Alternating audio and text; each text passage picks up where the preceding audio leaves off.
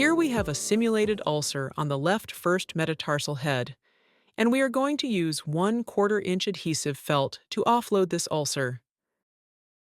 We want a piece of felt to cover from the base of the heel to just beyond the toes. Including the toes is optional, but the advantage is that it gives us more surface area to redistribute pressure. We have to make sure we cover the ulcer to avoid contamination while we mark the location and know where to cut the relief. This is just a temporary dressing. Use of a film dressing is preferred, but other types of dressings would work depending on what you have available. Now, take a tube of lipstick and mark the location of the ulcer. Have the patient stand up, or if they are sitting, press the foot onto the adhesive side of the felt pad, starting at the base of the heel. You do this before the paper is removed. Once the foot is positioned properly, we can draw an outline of the foot onto the adhesive felt.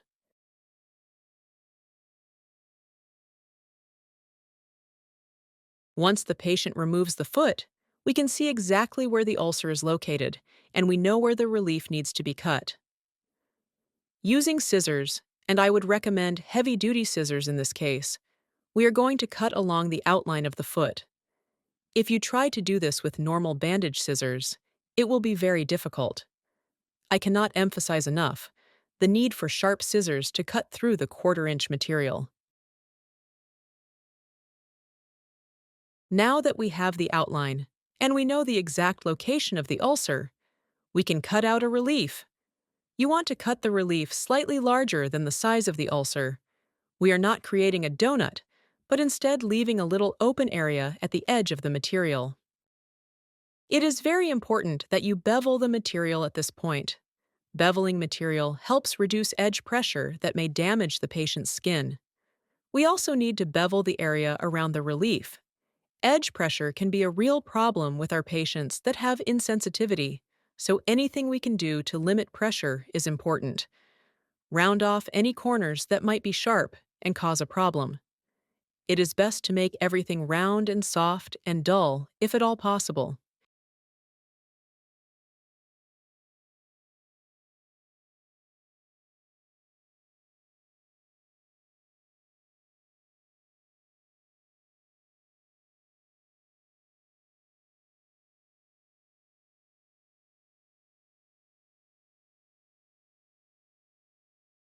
Now, remove the transparent dressing so the ulcer is exposed. A very important step is to use skin prep to clean the skin. Skin prep not only cleans, but provides a tacky protective barrier. This produces better adherence of the felt. Make sure you allow the skin to completely dry before applying the felt. Fanning the area for a few minutes will help it dry more quickly. Pull the paper cover off the adhesive side of the felt and place it on the foot.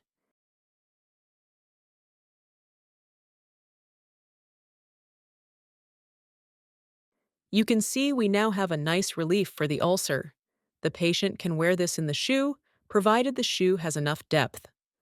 A more effective option is to use this in conjunction with another type of offloading device, such as a Darco or cam walker. Now apply your preferred dressing over the wound and secure it with paper tape. Instruct the patient to change the dressing according to your treatment plan, but leave the adhesive felt in place.